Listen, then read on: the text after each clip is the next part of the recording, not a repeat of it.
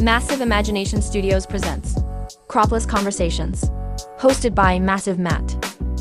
Hey everybody, this is Massive Matt, owner, photographer, videographer of Massive Imagination Studios, LLC, and this will be my podcast, Cropless Conversations. So with this being my inaugural episode, I wanted to come on here. There's no guest, obviously, on this one, but this is an opportunity to share a little bit about myself, what is the intent and purpose of the podcast itself, who are the guests I'm looking to book and have on my page. So a little bit about me, kind of want to cover that. Again, my name's Matt. I'm from the Midwest, born and raised in Cincinnati, Ohio area. And, I've always loved photography and working with people. And when I first, I think held and got into holding a camera was back home when I was a kid, and I had like a Polaroid and I was shooting things like in the neighborhood thinking like, ooh, I'm an artist. I'm taking a picture of a flower with the shadow or something silly like that. And I grew up on a place that we had 3 acres of land, so I was able to, shoot things in the woods and like animals and things around that. But who knows whatever happened to all those photos and pictures I took. I'm sure they were purely, looked like they were taken by a kid. But, when I got into, as a young adult, I got a job at a family portrait studio where, I got to actually start shooting portraits. I mostly was shooting of, families and then kids, a lot of our clientele, because we were one of those places that you'd shoot and you get your photos back in an hour type of thing. So, you had your studios there, they had their props and things like that. They were definitely geared towards, families with younger kids and things like that. So, I know I took a lot of pictures of babies and kids and then just families together, like getting together for the holidays or,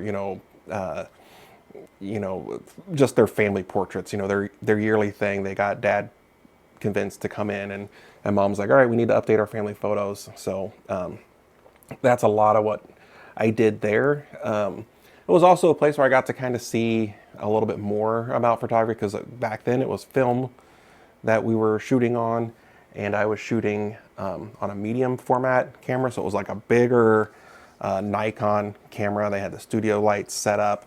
But you took the film and then we developed it in the back. So I got to see like the developing piece of it and how the chemicals and things like that worked, and then bringing it out. Of course, on film, if you mess up, it's gone. You got to redo it. There's nothing you can do about film if it's a bad shot or just a ruined photo. There's not much you can do with it. But because I did that there, my next step was I bought my first, SLR camera, which was another film camera. It was a 35 millimeter SLR, and I did a couple photo shoots for people I worked with at other places, because I had quit, that studio. It wasn't, I had a young family and I was doing other things, so I worked at another job. But I still had the passion for photography. So what I did is I took my SLR camera and I went to parks and I would do senior portraits. So for people that I knew and worked with that were of that age of like graduating or needing school photos, I would do photos for them.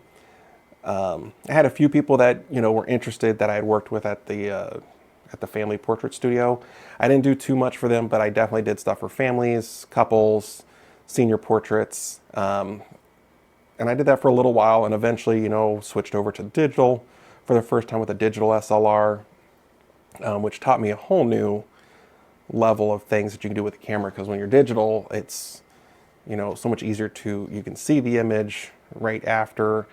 And then there's a lot more you can do with like editing.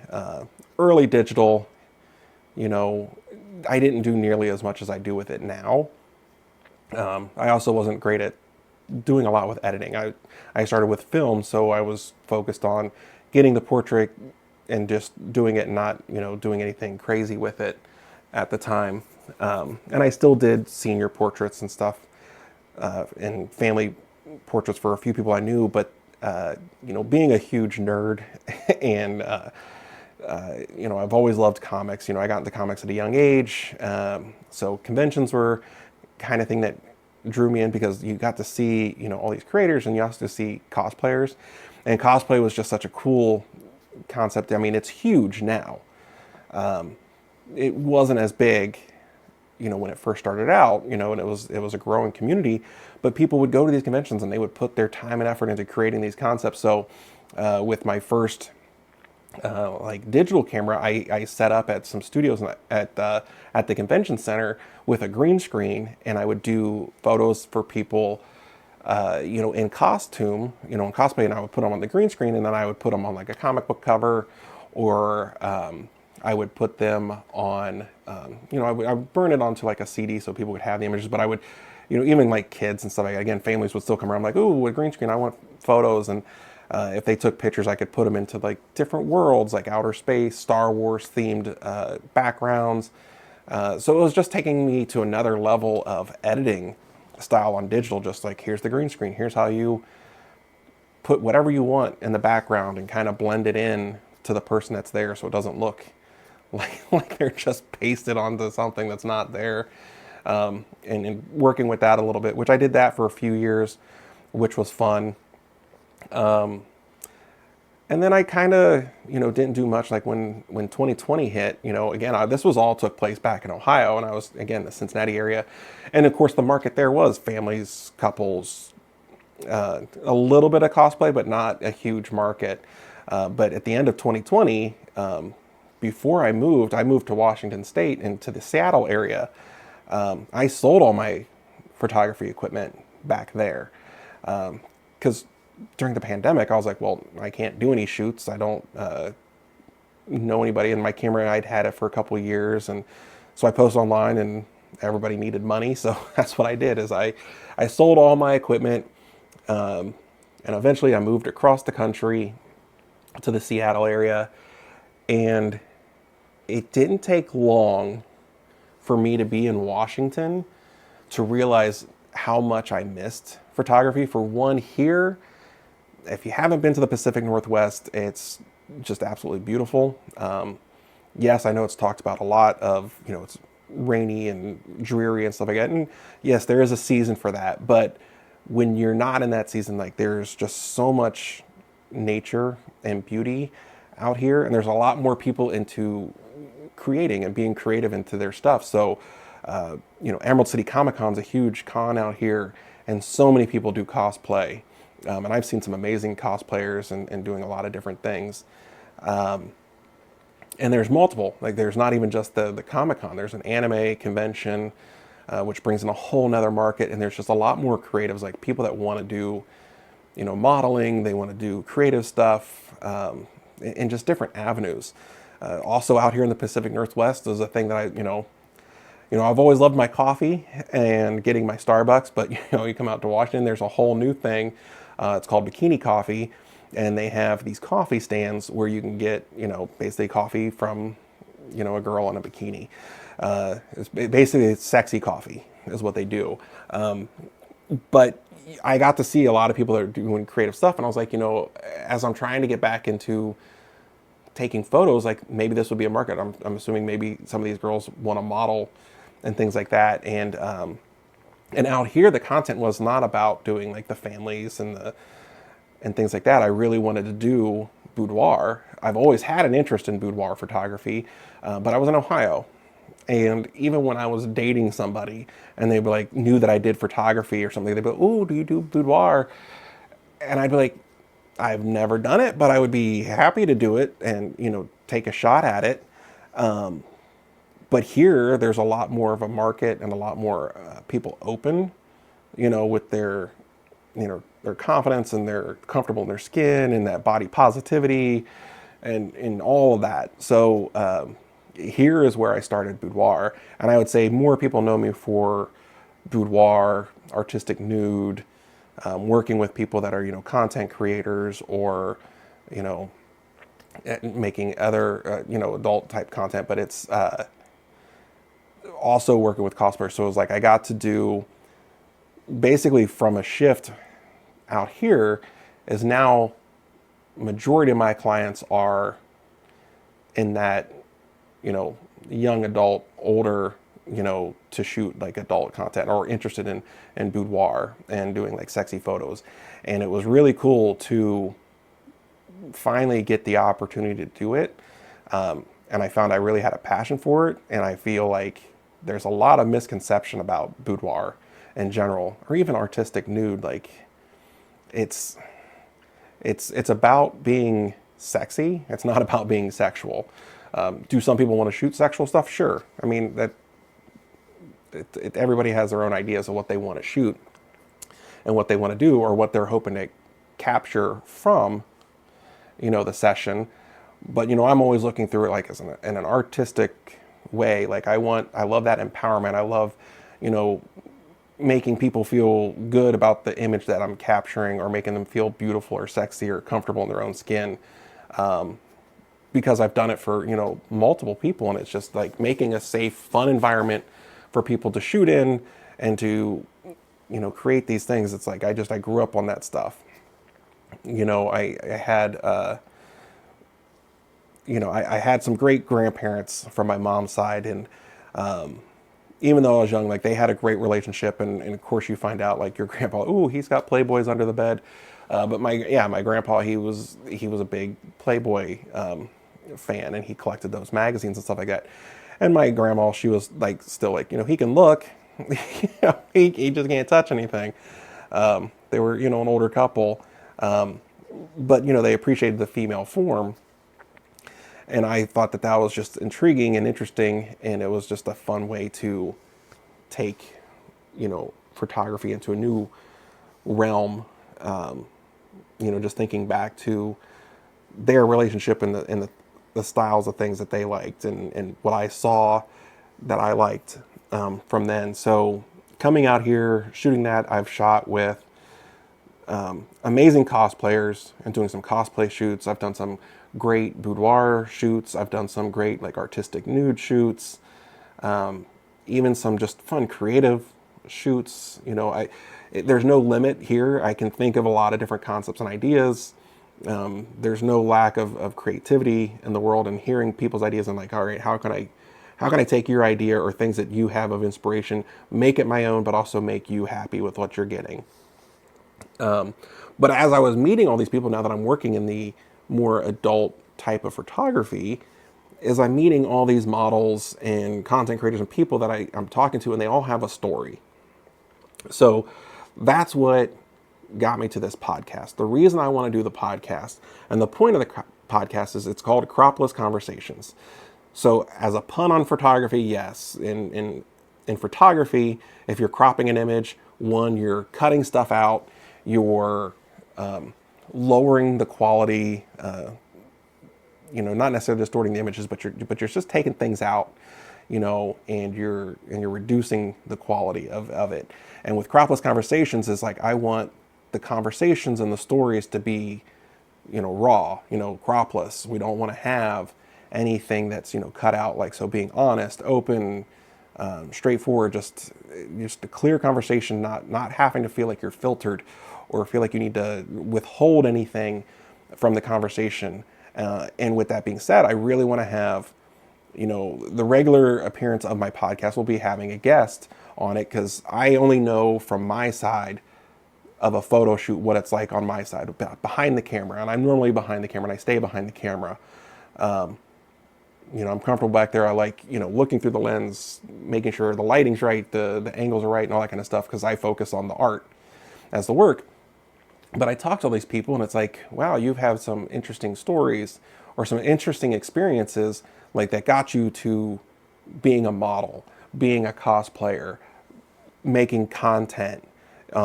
And you also sometimes have experiences that would be good to share with the world, because there's always, new models or new people wanting to get into the industry or to get into some form of, what they're creating and what they want to do. And I'm hearing sometimes, these horror stories, the experiences that they have. And it's like, a common thing here with the bikini baristas is there's the term guy with camera. You know, he's a GWC. And that was new to me. I was like, what's a GWC? What's a guy with camera? I was like, am I a guy with camera? I got a camera. I'm a guy. Is that me? And it's, no, a guy with camera is a guy that's got a camera. And with the bikini baristas specifically, because they're, you know, usually beautiful younger girls, and they get their guys that come through and they're offering like, oh, let me take your photos, or let me do a photo shoot for you and stuff like that. And it's like, a guy with camera, he may be an amateur photographer, may be a pro, but when you call him like a guy with camera, that's kind of the symbol of someone that maybe has less, you know, integrity into the creation of the art, and more nefarious, you know, purposes. You know, they're taking the photos because they want to see you naked, or they want to see you in a sexy outfit. Some of them will buy, you know, the girl an outfit and like, oh, I really want to shoot you in this and stuff like that. But, you know, when you haven't done modeling, or you're new and you're young, you may not know, like, well, is this normal? Is this common things? So I want to have those people from the other side of the camera share their stories and share what their experience is like being on the other side. One, I think it's very informative to those that want to get into any of those industries. It's also informative to, you know, interesting stories, and letting people know what they should do or what they want to do. Excuse me. So with that being said, the kind of guest I want to have, you know, I want to have girls that are like the bikini baristas. I want to have the OnlyFans models, the content creators, the social media influencers, the cosplayers, people in the adult industry, basically all realms. So like, if you look at my logo, you know, you see me as the photographer. You know, I'll be hosting a conversation, but I could be having an interview with, you know, a cosplayer, and they're sharing their side of the story of what it's like on their, you know, content creators, adult stars, any of those avenues, because 99% of my clientele right now is female. So I want to give them a voice and give them an opportunity to share their stories and let their avenue of experience shared with the world. And I can have a conversation with anybody. If you met me and know me, I can talk. There's not ever been a question on if I could hold a conversation and talk for hours, because I can, and I do regularly. And that's a thing too. I want to also invite some photographers and videographers on too. Like, what is it that their experience is like that's different than mine? Or even having, you know, a photographer and a model on, or maybe even a group. But first things first is to get, you know, one-on-one, you know, interviews with people, and we'll kind of see where we can expand from there. But I think it'll be good to open up these conversations and to have, you know, a good conversation and share these stories. And I think it really will also help me as a photographer, and as I'm getting into more video and content creation and creativity, knowing what it's like or what people are hearing. Because it's like, you don't want to just, you know, how do you introduce yourself as a photographer, and how do people know? Like, you need to know that someone, you know, one, has the skill and the ability. Like, you're going to look at their portfolio, you know, and talk to other people about it. And that's, you know, one piece of advice, you know, on this episode, while I don't have a guest, is if someone's pulling up and wants to take photos for you, or sliding into your DMs on Instagram. Like, Instagram's huge with photographers and, you know, content creators and models and cosplayers, because they get to post their content there, and it's, you know, the photo, or now with Reels, more video environment for these things.